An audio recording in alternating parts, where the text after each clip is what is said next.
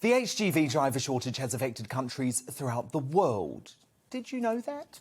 Probably not if you've been watching the BBC or any other left-wing broadcaster these past few days, desperate to pin this whole mess unfairly on Brexit.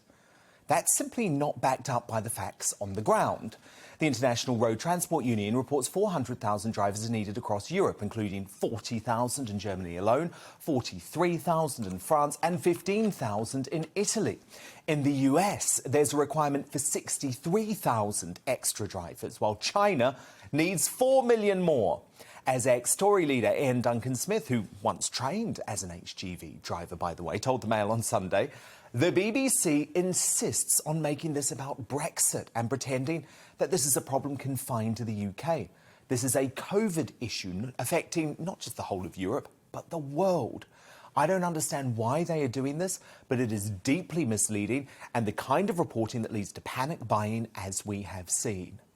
And that's the real issue here. We'll quite simply never move on from the fact they lost badly.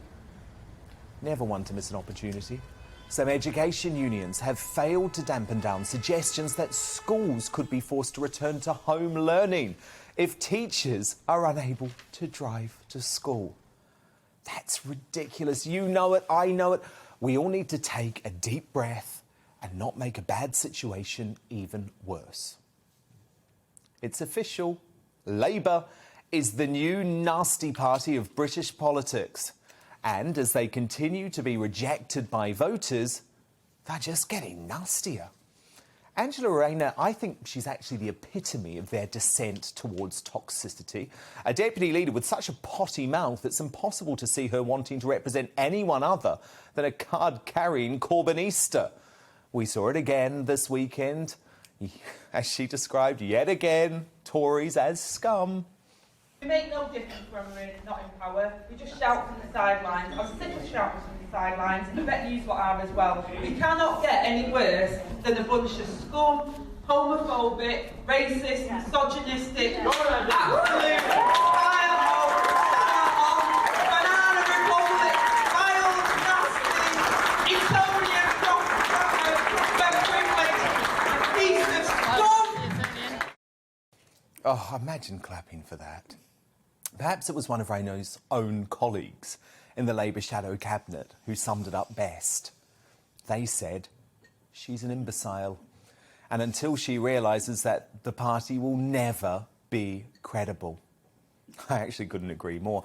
I mean, look, let's admit it, Rayner has an impressive backstory, but she lets herself down and the party down by reaching for vile insults to appease her craven and nasty base. Meanwhile, Keir Starmer says it's wrong to state the scientific fact that only women have a cervix. Starmer's Corbynista Shadow Employment Secretary Andy MacDonald has resigned from his shadow cabinet as the civil war within the party gets more bitter. And as a result of all of this absolute mess, Britain remains a country with no functioning political opposition. And whichever party you support, that is not a good thing. What about Harry and Meghan's bizarre tour of New York? Did you catch this last week? I was watching with utter horror. This was totally unedifying, sort of part Kardashian, part minor royal no one cares about. And it made it obvious to me that this new public role that they're trying to carve out for themselves just isn't going to have the impact these two desire. With likely Netflix cameras following them everywhere and, of course, private jets to take them home, despite the fact that they're eco-warriors, self-proclaimed eco-warriors, it's clear to me the Duke and Duchess of Woke truly believe they can have their royal cake and eat it too. But here's the reality. Only the highly gullible have signed up to their faux royal shtick. The vast majority of folk, including, by the way, former Sussex supporters and members of the usually tame US media, were sniggering at the sheer pomposity and irony of the whole thing. And in a case of diminishing returns, the world gives even less of a damn about their latest preachy comments every time they open their mouths.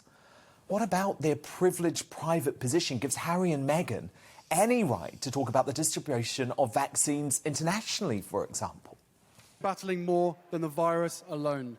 This is a battle of misinformation, bureaucracy, lack of transparency, and lack of access. Every single person on this planet has a fundamental right to get this vaccine.